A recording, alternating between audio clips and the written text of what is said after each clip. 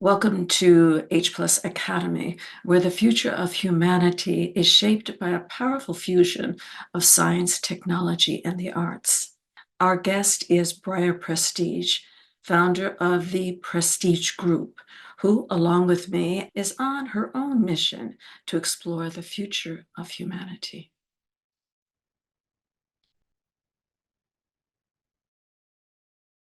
I've been traveling all around and meeting such wonderful people, and in the hopes that I can maybe connect with some of these people that follow the likes of Natasha and many of you who I've met as well, and I guess share your stories to perhaps new audiences and things. And I've been working on a Roblox game as well, so I've got this futuristic fashion line that's going to be launching on Roblox, and Roblox is a maybe like an early metaverse platform. It's a gaming platform. It sees over 70 million daily users, a lot of which are between the ages 13 and 17. And my kind of idea of this is I want to communicate to these kids that, hey, you guys are the future.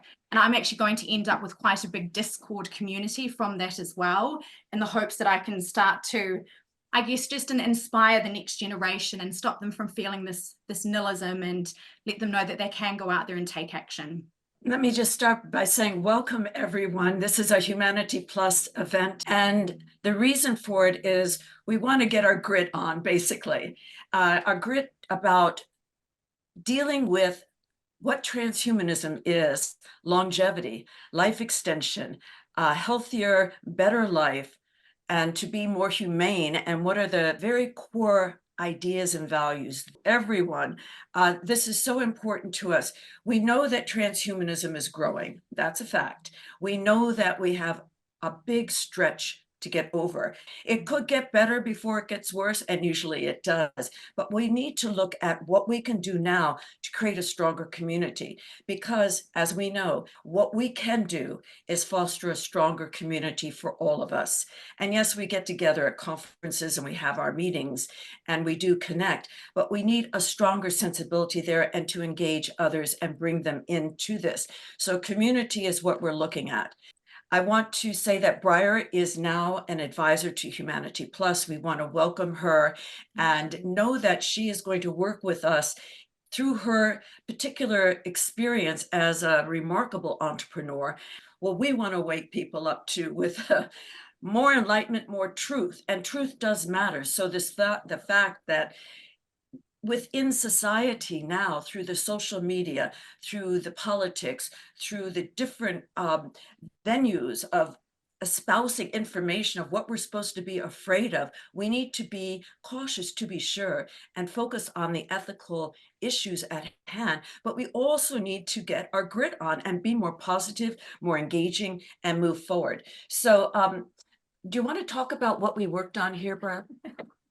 Okay, just so you know, and then we'll engage the conversation. It's like a board with lots of messy post-it notes on it. But we had a massive brainstorming session last night, Max, Natasha, and I, about how we can, I guess, be sort of bringing it down to a day-to-day level as well, really, and encourage people to take action. We need to see our bodies and our minds like operating systems. We need to upgrade. So that metaphor of our operating system is really important to us.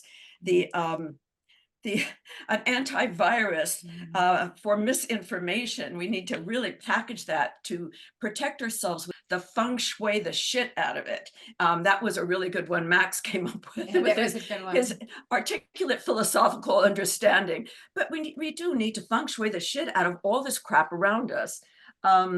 Let's see. When we talk about, there's going to be plenty of abundance and great things, people get a little bit turned off because they have needs that are not being met at this very basic level. So Max started talking about abundance economy as an economist looking at abundance, which has a totally different meaning. So we use what came about is using terminology in ways that are understood by most people. So we need to shape our environment every day in what we're doing. And most of us do this, to be sure, but we need more of a commitment to doing it. The dopamine hits. Our brain gets these little cheap dopamine hits, so we get rewarded for not actually doing anything so much. I think asking questions is so important, and the Socratic method has always meant a great deal to me. But the why. Ask questions. We don't want the easy why. We want the smart why. Oh, where do you live? You live inside your body. We really live, we exist within our body. And if we don't take care of our body, there's something amiss. The bottom line is we don't want this to be too heady, because if you get too heady, people get turned off. We want it to be fun and accessible. We want to make it a challenge, and we want to invite you all to take the challenge. Well, I think we had a lot of fun. I think the idea is we're trying to find a way of getting these ideas out in a new form, something that's a bit more catchy. I was thinking about, one thing I was thinking about with the ideas we came up with is, those of you who are familiar with CrossFit and the workout of the day, we've got all these sticky notes. We could make kind of a deck of cards out of it. We could have an affirmation of the day or a practice of the day, to spend 15 minutes with yourself, not looking at stuff, not reading, but just being with yourself, which I don't do often enough. Or these healthy habits. So they could be daily reminders, I think, for our community to do these things, because it's so easy to forget. I'm constantly telling myself, why didn't I meditate today? Why didn't I do this? So it'd be good to have those reminders. So what we're really having a go at is finding some kind of fun and engaging way to spread these ideas, because we all do our, hour-long discussions on podcasts and our long blog posts, and that's great, but I think it also requires something that's a bit more fun, hopefully community building. Natasha mentioned community, and obviously there's a lot of research suggesting community is a very important factor in longevity. We may not have the greatest physical communities because we tend to be online a lot, we're spread around a lot, so hopefully it'll be fun and community building to supplement sort of deeper thinking that we do. We were thinking as well about there's a little bit of a sort of commitment that people do something called like the 75-day hard or something, and it's quite popular, and basically they just need to read like 10 pages of a book, and they need to exercise twice a day, and then they do these for 75 days, and they feel like coming out of it that they've got this sort of mental toughness to them. But obviously we don't necessarily want to do that, but just even looking at that kind of commitment that people do, and there's a timeline to it, and they've got that community sort of feel to it. So we were thinking further on Max's point about having this really fun sort of declaration where people, after they read it, they sign, they commit to it, and then we sort of build a community, perhaps on Substack, where we have like a weekly update or something like this, and people can post videos underneath, or they can post how they're getting on, or positive news, or things like this. And positive news, I think, was something that Yes. we really discussed yesterday. It's really putting where the world is and a little bit more into reality, because it's very much seems like this sort of negativity is sort of seeping and spreading, and it's almost like people are trying to outcompete each other as, oh, my life is worse than your life. Not what can you do and what can you produce, what can you be, it's how much of a victim can you be. It seems to be the way to get attention, which is very unhealthy and unfortunate. Yes, it's so true. About the positive news, I watch 5 news programs in the morning, and even commenting that people stop talking politics, stop talking religion, stop talking war, stop talking negativity, bias, and prejudice, because they were focused on the eclipse.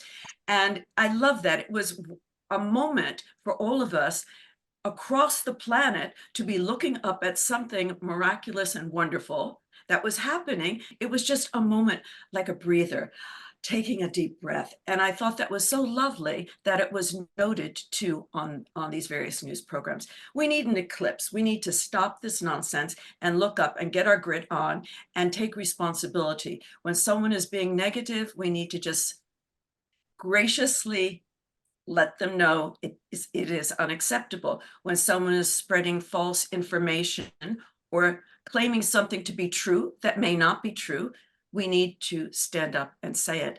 And we need to really offer more humor and joyousness, the more fun. I mean, we were laughing ourselves silly coming up with feng shui the shit out of it, or get your grit on. So now let me invite the rest of you. Comments, please. Paul, do you have any thoughts that you'd like to share? Well, thank you. In an age when you can reach 1 million people with a mouse click, our outreach is not working very well. And that surprises me. So I think what we need to do is recreate a sense of hope in people who look at what we're doing and think, oh yeah, it'll take years. The problem is that we live in an increasingly hopeless world. People look outside and they see that there's a pink sky or a red sky or an orange sky, because 1,000 kilometers away or 2,000 kilometers away, some trees are burning in Canada and they don't know what to do about it. And so they begin to lose a little bit of faith in the future. I'm sorry, I don't know how we restore that faith in the future, but until we do, futurism as espoused by transhumanism is a hard sell. David Wood, you always have astute things to contribute. What are your thoughts on? We should be able to point to tangible progress towards a world of more sustainable abundance because of what's happening inside biotech, nanotech, cognitive technologies, and AI. They are making significant progress that almost everybody, when they see it, has to recognize. There are Nobel Prizes for nanotechnology, what's being done in AI to come up with a whole bunch of new materials that could be used in new ways, the protein folding predictions and the faster creation of drugs. So I think we should be able to point to what's going on there and say, this isn't so much of a jump in faith. There is huge new possibilities. There is more use of renewable energies than ever before. There are huge amounts of use of solar and wind energy, amongst other things. So let's build on the positive news. And with this, I am aligned with Peter Diamandis. His shows often does point to that kind of positive news. So where can people have hope? It's by seeing what's happened already and then seeing the dots. The dots there joined into straight lines pointing to the future in ways that we can make credible. So that's, I think, what we should be pointing to. I was just going to make a similar point to what David Wood just said, which is there are pockets of techno-optimism and enthusiasm out there that we could tap into, particularly around AI. Here in Boston, I've just hosted 2 AI events, which got 70 plus people. The first one I did, I actually had 3 people I would consider transhumanists, and they were talking about the future of AI and humanity. And so I feel like that was a way we were able to reach people with some of the ideas about transhumanism and the future of humanity and how we might merge with AI and things like that. So I really like Natasha's idea of doing more local community building, because like you said, having a community is important for your physical and mental health. I'd love to see like more local groups being organized and local events. So I think that's a great idea. Thanks, Natasha. I just want to say hi to everybody. And thank you for hosting this. And my contribution is like a belief more in long time. I just read McCaskill's book not too long ago on long-termism. I don't know how many of you are familiar with that, where he adopts this approach where it's like, don't just think about today or tomorrow. You've got to think, long-term. And I think there's this nice metaphor between our own bodies when we're talking about health, right? It's like, you want to be healthy. Why do you want to be healthy? So you can live long, and appreciate all the good things that life has to offer. So let's transfer that metaphor to the world and to humanity, right? I mean, you want the planet to be healthy. You want societal systems to be healthy. So, what is it? The dopamine fix is the short-term activation in our brain, right? But we're cognitive creatures too, so we can think and we can plan and we can anticipate. So what I would suggest maybe is like, let's not obviously be so doom and gloom, but let's focus on how to be healthy, right? But not just body-wise, also, at every level. So going from our bodies to our our local groups to the planet, have an ecological, biophilic maybe type of approach. So I'd say like, let's, there's so many problems going on now. It's so easy to fall into doomerism, right? I mean, like with everything that's going on. So maybe this, utopia, this new book on utopia was a disappointment from Bostrom, but anyway, But I think maybe we need to have a re-envisioning of what we mean by utopia and have more of a long-term perspective. So yeah, that's my thank take. you so much. I wanted to go to Ed Hudgens. I know there are hands up, but Jose's about to go, so maybe Jose first. Jose, hold on. Ed, did you want to make a comment? Actually, I'll let Jose say first, Okay, and then Jose. I'll go ahead. Okay, good. Thank you. Jose's on. Thank you, Hi, Ed. Jose. Yes, hello. Hello, my dear friends. And a fantastic meeting. I'm so happy that this could be organized. The timing is not good because I have a meeting in 10 minutes, but that is why I wanted to speak soon. I am an optimist myself, a radical optimist, I would say. And you might remember Natasha and Max, when we had Transvision 2005 in Venezuela, I invited Sir Arthur C. Clarke. Yes. Sir Arthur C. Clarke, actually, he said a fantastic thing that I fully agree with, that we have to be optimistic. We have to be positive about the future because the images of the future begin in our minds. If we are negative, if we think we will self-destroy, if we believe this is the end of the world, it becomes a self-fulfilling prophecy. But on the other hand, if we believe we will overcome, if we believe we will improve, we believe we will colonize the rest of the solar system and the galaxy, it will probably happen. So it begins in our minds, That is why I am a radical optimist. I am a total positive person. Even in the worst of times, I think we have to be positive. Like in the movie, Life is Beautiful, if you remember, in the middle of the concentration camp, the Italian Jews trying to survive that horrible experience of the gas chambers under the Nazi war. Anyway, so that is my point. I have to be always positive to convey also positive energy, obviously with knowledge. I mean, this is not being stupid or naive, but as also Max pointed out, I saw your comment, Max. I love human progress. And our world in data also, ourworldindata.org also is very, very positive. There are many initiatives showing that the human condition has never been as good as it is now. Yes. Never. But also this is actually nothing compared to what will happen in the future. I think this is like love. You have to tell your loved friends, your family, your partners, I love you so much more than yesterday, but less than tomorrow. Less than tomorrow. Thank you, Jose. Two things, comments on what you said. When you talked about the concentration camp and the movie that reflected dealing with that challenge with grit, it made me think of Dr. Frankl and his book. Yeah. And it's about your attitude, how you see the world around you. It starts in your brain to interpret even the most challenging moments as potential opportunities. And that's why I named this session Optimist Opportunity, because I think we all here are optimists.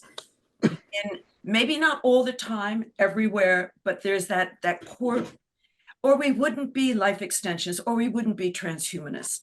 And the opportunity is the action word. We need to seek more opportunities to increase, enhance, and do our best to spread opportunity positively. Let me go to, I'll go to Daniel, then Tim. Daniel, hi. Well, hi. Can you all hear me? Yes. That's an amateur radio question because I'm an extra class ham, KK6VDR. And I really see a great potential for the transhumanist movement to succeed by doing convergence of peer-to-peer, decentralist, open source technologies like ham radio, like local makerspaces. I'm involved with a makerspace here in Conejo Valley in Thousand Oaks, which I just learned Ventura County is the least affordable county in the whole country, which is kind of a very dubious distinction. But I would love to see. We have a great international university here, Cal Lutheran. There's probably foreign exchange students that could be housed in futurist thinkers' backyards and accessory dwelling units. But really, we haven't taken advantage of geospatial information systems, GIS, location science. I think that has the potential to create an entirely extra industrial revolution level of progress for human civilization. I would encourage all of you to check out geoinformatic systems and the potential they have for the movement. I have a little bit of a bully pulpit because I've run for city council 3 times here in Thousand Oaks, and I'm also on the national ticket for the U.S. Transhumanist Party, and I'm also the community science director. And my main focus as community science director of the USTP is to converge amateur radio and makerspaces, because they're both worldwide hobbyist, peer-to-peer, decentralist, technophilic movements. And I would love to see Tim Leary's SMILE formula revived. You know, SMILE. yes, Humanity Plus does have a DAO, and it's called the H Plus DAO. We did win the award with Singularity Net, and we're going. Kennedy is here, and she is at Singularity IO. So we'll have her speak in a moment. But Tim, let me go to you.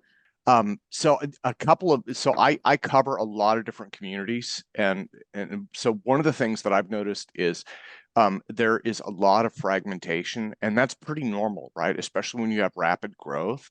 And so transhumanism, I view this as kind of an umbrella community, and I think that's really valuable because it's able to be like, you know, you're able to plant that flag and say, okay, these are the things that we own, right? And I mean, Natasha and Max, you like developed a lot of those things. So you're the founders of those, right? Especially when it comes to like life extension, you were out there talking about that before anybody else. So you have this intellectual ownership. And what I've kind of seen is a lot of these folks who are getting involved in this, they may be aware of transhumanism, but they don't necessarily think of themselves as transhumanists, even though they are really part of that community and they're based on those ideals. So like I did an interview with a fellow who does biohacking last week, and you know, that is absolutely a part of the transhumanist community, but they don't necessarily view themselves that way. So one thought I had was reaching out to basically reaffirm to some of those folks and kind of reintegrate them, right? And say, okay, look, you know, you guys are part of transhumanism, you know, get involved. Then the other suggestion that I had was, this goes to my alt propulsion conference that I manage. We do an open Zoom just like this one, except it's kind of a come as you are for the entire community once a month. And that might be something to consider as well, to kind of, again, get people integrated and get them, you know, basically just get them involved in building those relationships and networking. I think it's interesting what you say, Tim, and this is a conversation that I've also had with Cullum and David here as well, is that I didn't know that I was a transhumanist until someone like literally told me. And I was like, oh, okay, let me do a little bit more research into this. So I think there is a lot of people out there. And I think that's one of the reasons why we wanted to almost bring some of these ideas and brainstorming that we had to a more kind of day-to-day level as well. I know that someone mentioned Brian Johnson here and this kind of biohacking sort of movement and things too. So maybe this is how we can help bring people into our community as well. Oh, yeah. Well, and I mean, there are a lot of factors for it, right? For me, a big part of it is like respect and recognition for what has been done, right? Because again, going back to Max and Natasha, I mean, they outlined a roadmap for this, you know, and this has been something that they've been working on, you know, and in terms of life extension and health and cryonics and the whole 9 yards, they've been moving this forward over years and years and years and years, you know, and so from my perspective, part of it is just bringing people back into the fold and saying, hey, you're into these areas. Guess where these areas came from? You should be involved with this organization, this movement, you know. If I can make just a very quick comment, because I don't want to take too much credit. Tim, you said that we were talking about life extension before anybody else. That's kind of an exaggeration. We were relatively early, but you know, people like Roy Wolford before us, and there are a number of people before us. So I don't want Pearson to and Sandy take Shaw false credit there. But yeah, we were early, but not the earliest. Yeah. Let's go to Georgie. Then me. Okay, and then Georgie. with a hand up. Let me ask to unmute. Oh, there. Hi. Yeah, sorry. Yeah, 1 second. So I'm following your advice more. So just to present myself, I'm new to this community, but I've been following it for a while. And I'm a physicist. I teach at a university in the Boston area. So I heard that there are other people from this area, which will be nice to connect. And I agree with everything said so far. So I applaud all of your efforts. So what I wanted to say is that what I see as the biggest obstacle, like why more people are not like jumping. For me, this is kind of the most important thing, but the question to myself is like, why is not like the majority of humanity thinking like that? And as you said, when I talk to people, most of them are dystopian, so they see the future as kind of life ending anytime soon, and they are outdoing themselves to prove like there was somebody the other day. Oh, Iran attacked like Israel, so this is the third world war, and we're dying. And I'm like, well, come on. So what I want to say is to instill some hope into the future. And where could that come from? Well, that could come only from deep understanding of the whole evolutionary process that led to today, and that we talked more about to Thank you. convince more and more people I just want to into make a comment on the something. You mentioned a book. Last night we were looking at factfulness, and I highly recommend everyone to read that book about the facts. What is scarcity? What is not scarcity? And it ties into the approach to abundance, that we are getting better, things are improving, and these hiccups that we're facing, we need to have the grit or the capability. I think we need this larger perspective every day when we see something negative to say, well, this is temporary. Hello. Yeah, first, thank you, of course, for organizing this. Second, I agree with many things who were said already. Speaking about one big problem, how to reach more people. Yeah, the fundamental problem for me is terror management theory. So how to change that? It's very, very difficult.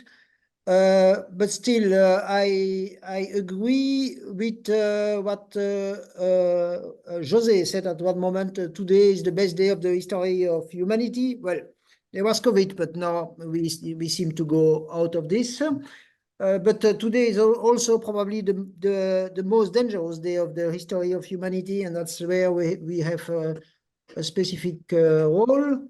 So we are speaking at the moment how to work better together, and maybe more work together with there are so many new AI tools. Things are progressing so fast. We could, I think, be kind of very useful if we were able to really work together physically sometimes, but also online, to find new ways to progress for longevity. That's it. Thank you, Didier. Okay, Ed. Sorry. Okay, sorry about the screen moving around. Yeah, I mean, I certainly agree with everything the others have said. We're in the best of times and we're in the worst of times. And I've been in the public policy, cultural advocacy area for 4 decades now, even longer if you go back to college. And I've never seen, technologically, we are in the best of times, but culturally, I've never seen it worse. We are in an age of information saturation, and much of it is misinformation, unfortunately. And what I'm trying to do, which is why I love working with Natasha and Max and you guys, is coming up with a strategy, a long-term strategy, because yes, right here, there it is. Oh, Jay, here's your book. Here's this book. Natasha, I've got your book right here. I mean, look, Daniel's holding up. Caleb's book. Oh, I mean, that's great. Talk about riches. I got them right here, guys. Okay. I got my own book in here somewhere. I don't even know where it is. But the thing is here, we talk about long term at the beginning of this Yes. discussion. And I, of course, agree about that. Part of the long term has to be long term strategy. Because again, I've watched the political ins and outs, and I tend to be a balanced person. I don't, see everything going to hell, and I don't see everything as optimistic. I'm a realist. Okay. I'm a libertarian realist, not a pie in the sky type. But I think what we need to do is, and we're doing it right now, is to rethink our long term strategy. We have the short term stuff as well. But for example, part of what I've been doing and some of you guys have been doing now is you see coming together and gelling a number of communities. Obviously, the longevity community. I know a number of people, including some on this Zoom, in the ChatGPT AI areas, right?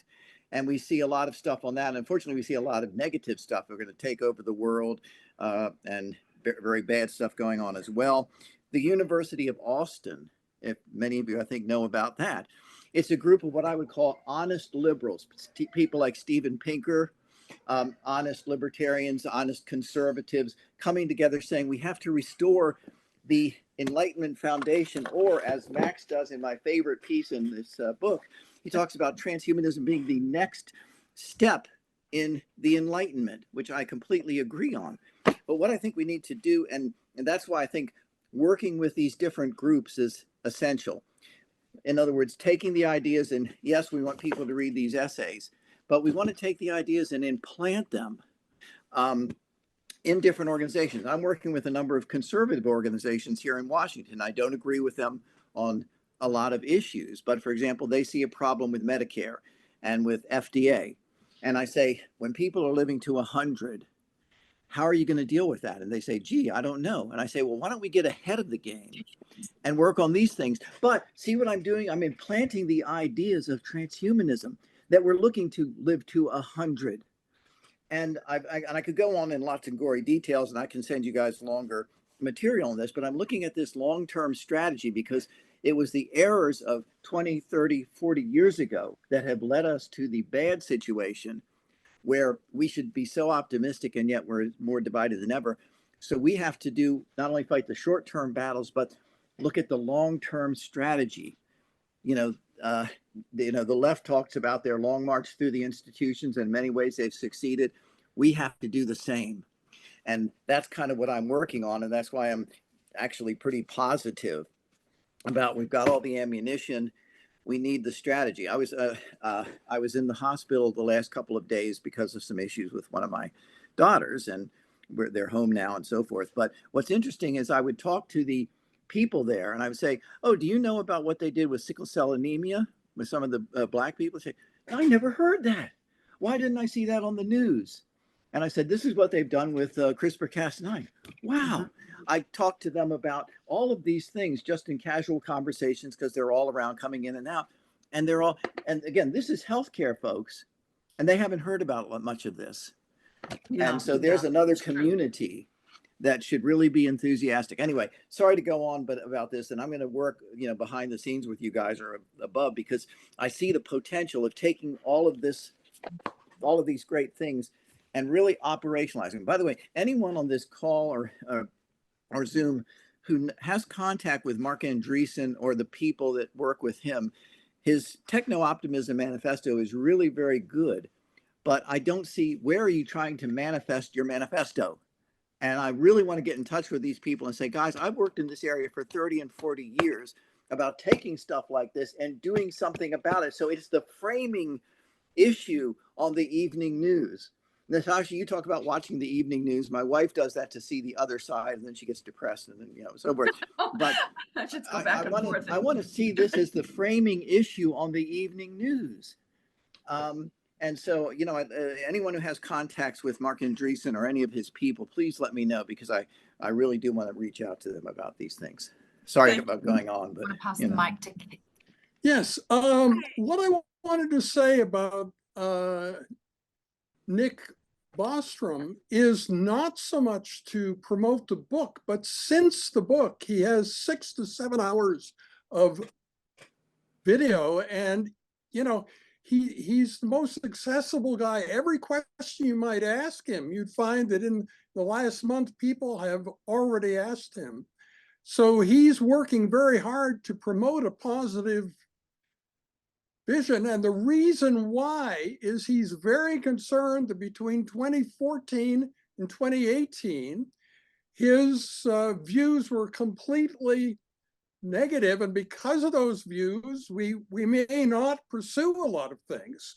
So he's trying to counter his own bad influence for 2014 Yeah.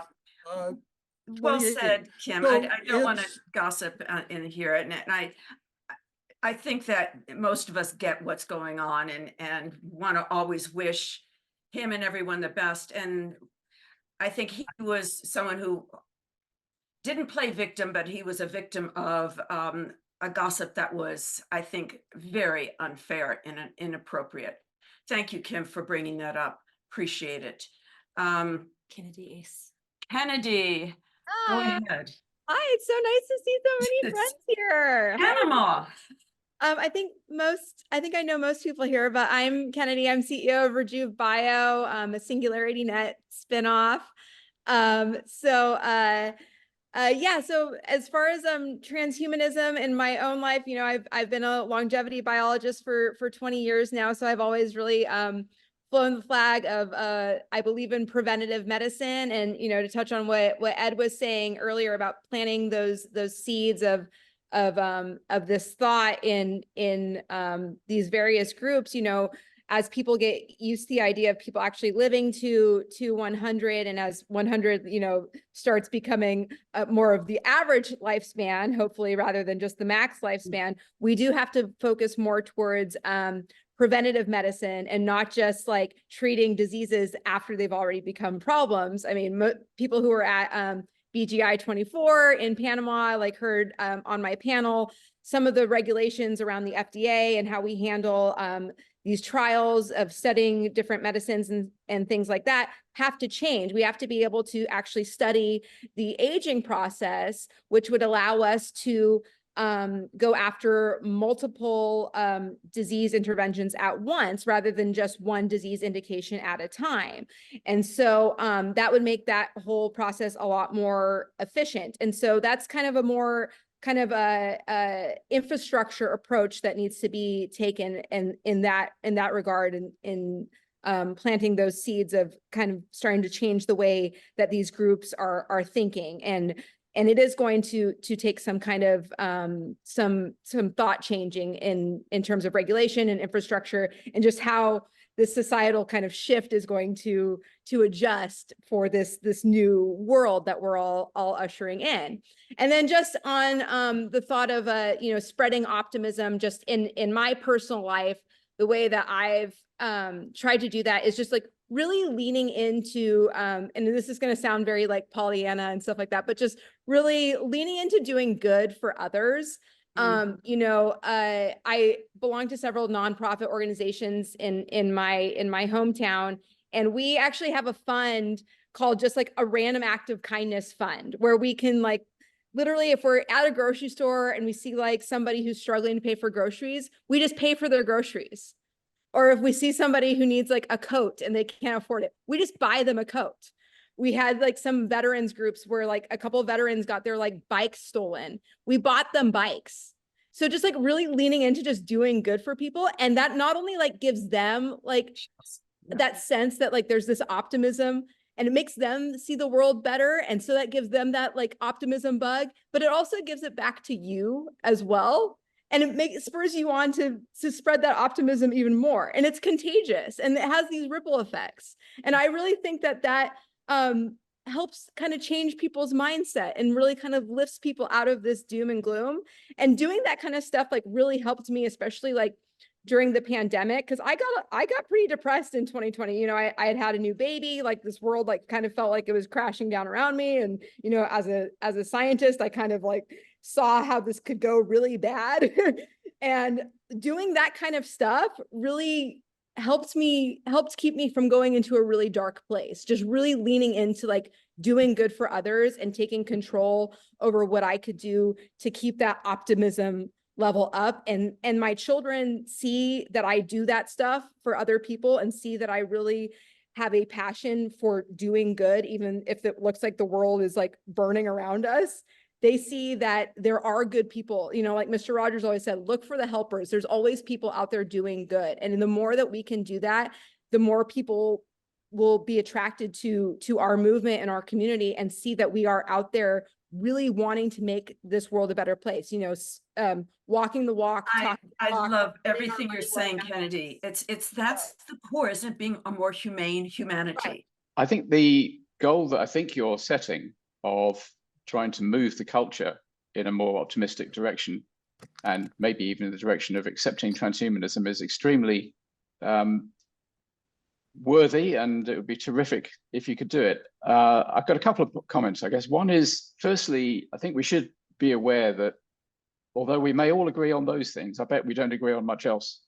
This area, as in any area of human activity, is incredibly fragmented, and everybody disagrees about most things.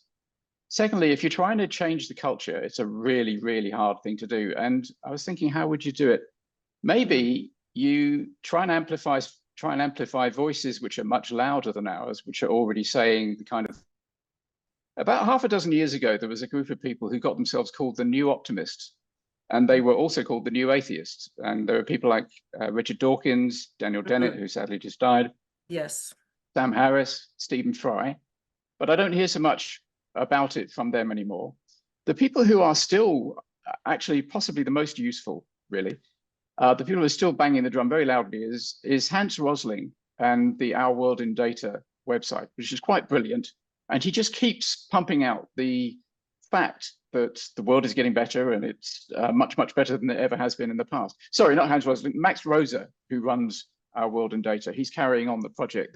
I'm going to go a little bit in an odd direction, perhaps. Maybe we actually should read some Gramsci.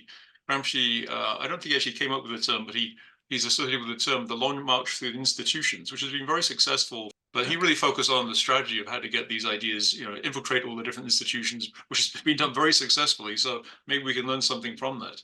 Mm-hmm. But it may be more difficult these days because they've kind of clamped down, and it's pretty monocultural these days. So it may be very, very hard to get in there, but might be worth looking at his thinking on that.